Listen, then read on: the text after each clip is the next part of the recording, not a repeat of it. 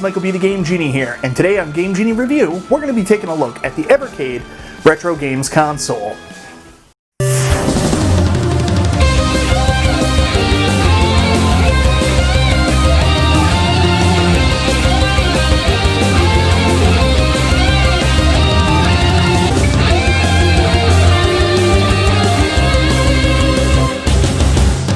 That's right, today we're going to be taking a look at the Evercade.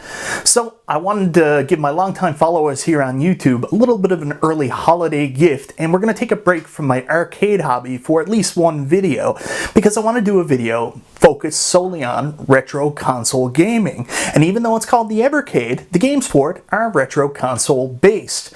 I want to say a huge thank you to Blaze Entertainment for sending me out the Evercade for review, and so many of the game packs for it. Thank you so much.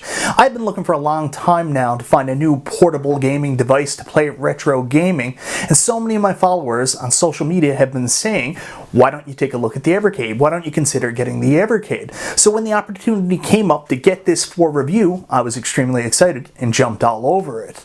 Now that I've had the Evercade for about 2 months and really got a chance to enjoy the system and explore the games that they sent to me, what do I think of it? And most importantly, did it scratch that retro gaming itch?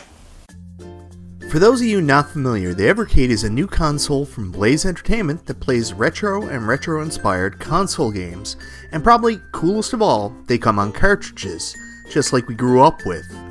I received the premium package that includes the system, quick startup guide, USB cable for charging, and 3 game collection cartridges. The system does not include a power block, but most of us have a surplus of these things lying around, and any USB power block will do. The system itself screams a mix of 80s and modern day, starting with the color scheme. The white, gray, and red is synonymous with the original Japanese Famicom and were such popular colors for all electronics back then, but by today's standards, it's certainly a choice. There is an element of modern design in the buttons where they are actually clear and we see through to the colors and letters on the bottom, and that looks really cool. Overall, I'm a little undecided about the look of the console. I don't dislike it by any means, but I also can't say it's really nice looking either. One thing I can say is I really like the size and shape of the console, as it just feels so comfortable in my hands. One issue I have constantly dealt with in portable gaming as I have gotten older is the handhelds always seem to cramp my hands up after a while of playing, because they are too thin but yet too long, or just awkward to hold. This console certainly feels like it's ergonomically designed specifically for my meaty hands. The console does not have an analog stick and just a directional pad, which is preferential in my opinion for retro gaming. I typically do not like these plate-style directional pads and have always preferred the cross design, but from my time with the console, this feels really good and is actually super responsive, and I have not had issues with incorrect diagonal inputs.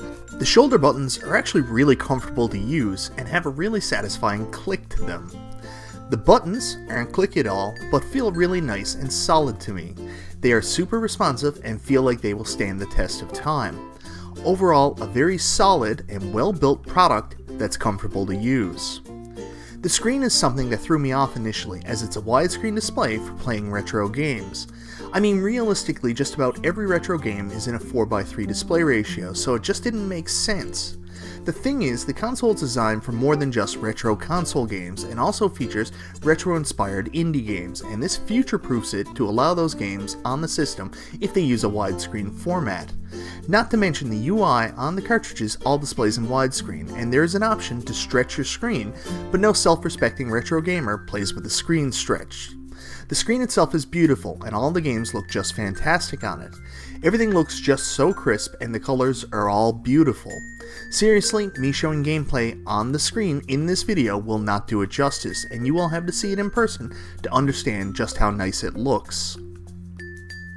The speakers are located on the front of the system and are really nice sounding, and boy, do they get loud. You can control the sound volume with the up and down buttons on the left side of the bottom of the system. One critique I have here is that there does not seem to be an on-screen prompt when adjusting the volume to give you an indication of the volume level, which is something I would certainly like to see.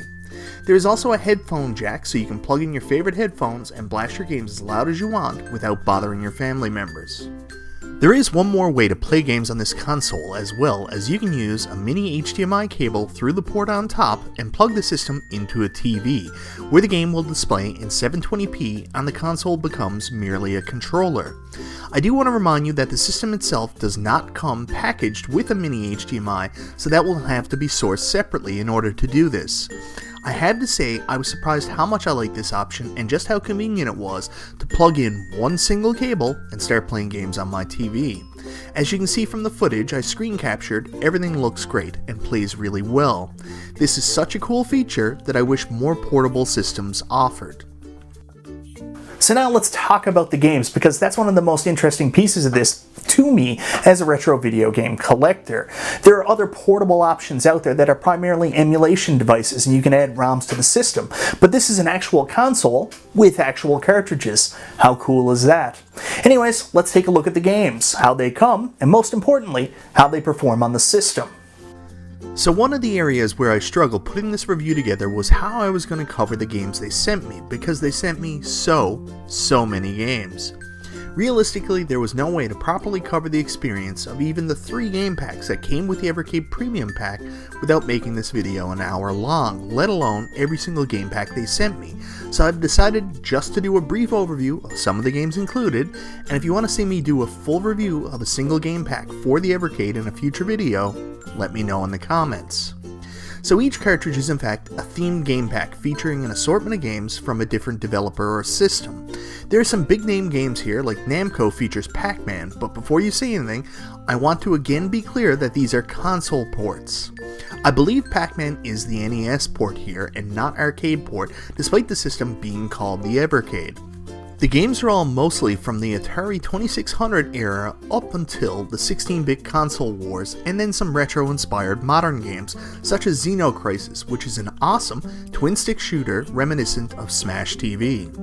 Each game pack cartridge comes in its very own clamshell case, which will display beautifully on any game shelf. When you open it up, the cartridge is secured on one side, and on the other, what is that? A printed manual. Remember those? I wish games still came with them, and I think that is such a nice touch. The cartridge itself has a nice printed label on the front, while the back is colored and shaped in such a way that it perfectly fits into the back of the console and is indistinguishable.